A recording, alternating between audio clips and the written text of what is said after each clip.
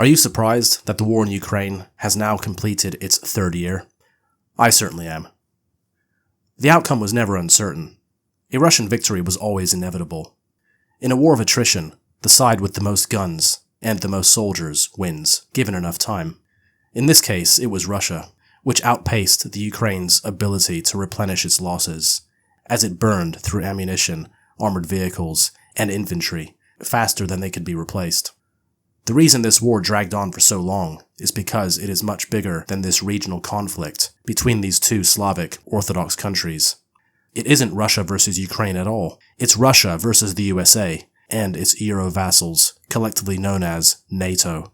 NATO is the USA. It's simply a front disguised as a defensive alliance. The Ukraine is just the battleground and nothing but the supplier of cannon fodder. The population was heavily propagandized, conditioned into hating Russia with promises of wealth and prosperity that they saw in the EU. That was dangled in front of them.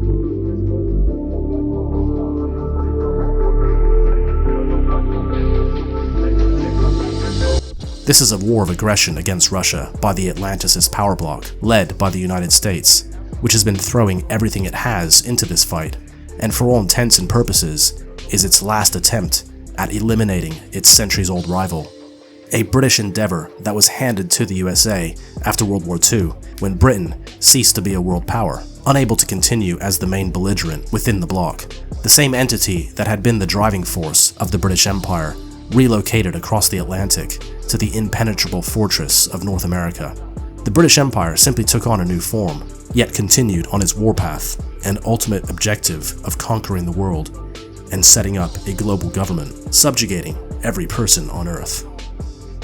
Native Ukrainian military hardware comprising mainly of Soviet-era weapons was all but destroyed in the first year of fighting. Since then, NATO members have been sending their own war material to Kiev, allowing the Ukrainians to keep fighting. And since Ukrainian soldiers were trained to NATO standards, operating NATO equipment was not a challenge. The USA's very cynical use of Ukraine to wage this proxy war were for the following reasons: to keep Russia focused on Ukraine and not on countries that are officially part of NATO, thus avoiding casualties, as all NATO members are extremely casualty averse. None, and I mean not a single country in the collective West, especially the United States, could tolerate the losses that the Ukraine has suffered since the war began. The collective West is in decay, and brave, battle-ready men are not exactly in abundant supply. Thus, the fighting needed to be outsourced. Also, as I've mentioned many times previously, the USA is not a land power, and never has been, at least outside of the North American continent. Therefore, in engaging in a direct conflict with arguably the world's most powerful land power, on their own doorstep, far from the ocean where naval support could be summoned, is suicide.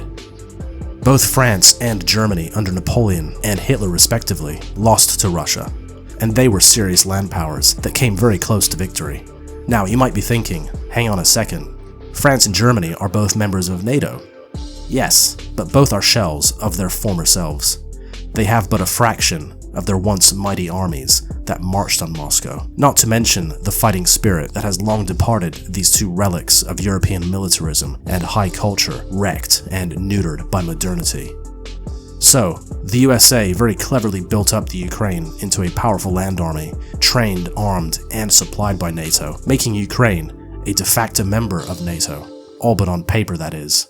Meaning they could get away with fighting Russia without causing an all-out European shooting war between the main powers of Western Europe and Russia, which would compel the USA to enter into a direct conflict with Moscow, leading to huge losses. Sacrificing the Ukraine was both pragmatic and cynical for Washington and London, where the ruling classes have zero regards for human life and absolutely no morals. For these plutocrats, it's simply a transaction where the ends justify the means. Human lives are seen as nothing but tokens or chips on a table, but like a gambler, they don't know when to quit. Ukrainian losses are staggering. Over 1 million have been killed, and at least 3 million more wounded, yet they keep fighting. The Russian leadership chose to conduct a war of attrition instead of a maneuver war.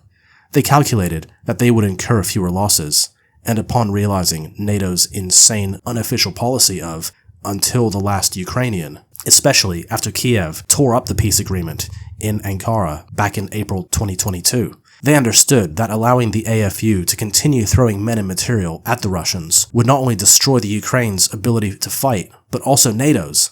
By bleeding them out, they are draining NATO of everything because of the incompetence and hubris of those that control NATO. They are causing irreversible damage to the alliance. Every European member of NATO has emptied its arsenals, effectively disarming themselves, all because of their irrational fear of Russia. If Russia were to pivot west and advance towards the Atlantic, there wouldn't be much standing in their way. And no, Russia has no intentions of invading Europe. The warmongers in Brussels have foolishly left Europe wide open and almost defenseless. Since 1945, Western Europe has been nothing but a colony of the USA, and since 1990, most of the former Warsaw Pact nations have voluntarily given up their independence, joining the NATO bloc and allowing the USA to dictate their political direction. With no foreign policy or even sovereignty, the Europeans have been reduced to nothing but obedient little vassals who enthusiastically dance to the tune of Washington's drums of war. NATO expansion has always been the plan, and as the carrot was dangled in front of Kiev with promises of membership, the US primed the Ukraine for a war with Russia. A war they could never win, but with arrogant leaders detached from reality in DC, it was thought Russia could be pressured through a multi-front assault of sanctions, propaganda, and a hot war on its doorstep, resulting in internal strife and turmoil that would cause the collapse of the state. In other words, regime change. They were wrong. The opposite happened. Project Ukraine backfired. None of the objectives were met. The Russian leadership is firmly in control and has overwhelming popular support. Their economy is booming. Their military is stronger than ever, with 3 years' worth of fighting experience, making the Russian army the most powerful land force in the world. Furthermore, their relations with Eurasian powers have only improved, much to the horror of the Atlanticists, and something Halford Mackinder warned about. The Trump administration is no longer interested in wasting more money on a lost cause, and so the US is cutting its losses, bringing the war to its long overdue conclusion, leaving the Europeans dismayed and in panic. Imagine that, being upset that a war is ending. That's the state of modern Europe and the sellout goys who play the role of would-be responsible leaders. As the multipolar world takes shape, the US is being forced to change strategy. Washington knows it can't maintain this global empire. It is no longer the global hegemon and is unable to project power as it once did. Therefore, the logical step for the USA is to retreat from Eurasia and consolidate its position in the North American continent. This move is of course welcomed by Putin, whom Trump has extended his hand to, as the two countries attempt some sort of rapprochement. Some may wonder why Putin would even entertain such an idea. Trusting the USA would be foolish, given their track record of lies. But for Russia, this is actually a good move, as it drives a greater wedge between Washington and Brussels, effectively splitting NATO and accelerating its demise. Without the United States, there is no NATO, and there is no European military power. The Europeans have become so complacent and reliant on the US for defense, they've been caught with their pants down, especially now, with their armies completely defanged and having sacrificed all their hardware in Ukraine. The USA recently read the Riot Act to its Euro vassals, ordering them to accept Ukrainian terms of surrender, or be left on their own with the departure of US forces from the continent, something any other country in the world would be pleased with, but the Europeans are suffering from Stockholm Syndrome. Also, they were informed that their NATO membership fee has just increased to a non-negotiable 5%, and all purchased military hardware must be American-made. To summarize, the Europeans want to keep the war going, but the Americans have informed them that they will be on their own, and Ukraine will never join NATO.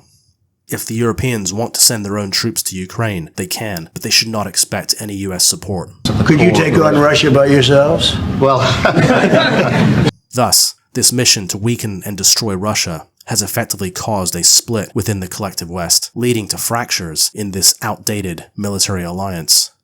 These fractures are irreversible, which will only cause a deeper rift across the Atlantic as DC forces the Europeans to stand on their own 2 feet. At the same time, Putin is exploiting these cracks in NATO in an effort to split the USA and Europe, driving them further apart. A good move on the global chessboard. With Europe in decline, economically, culturally, and militarily, the future of NATO is certainly in question. Europe has allowed itself to be used as a bulwark against Russia.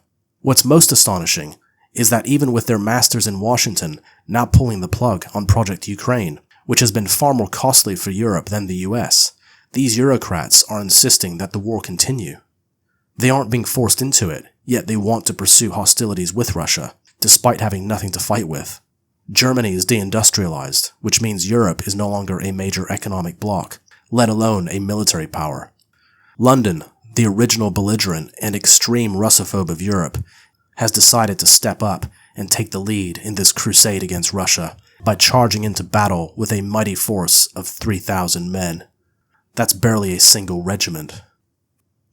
It started with Britain, and it will probably end with Britain. Or shall I say, it will be the end of Britain.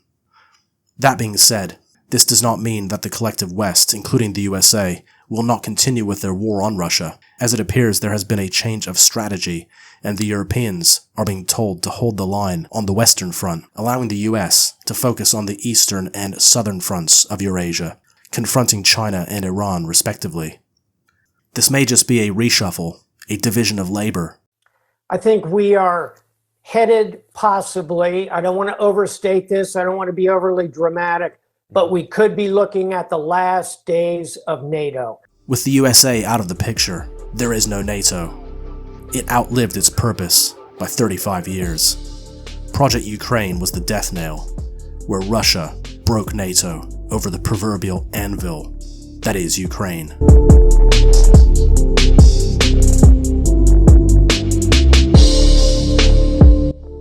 Thanks for watching. If you like this content, please consider subscribing. Please also share and leave a like. It's free and it helps the channel. Also, a big thank you to all of you who have very kindly donated. I very much appreciate your generosity, as this channel is demonetized. For one-off donations, it's easy. I accept PayPal and Buy Me a Coffee, or even crypto. Links are in the description. Until next time.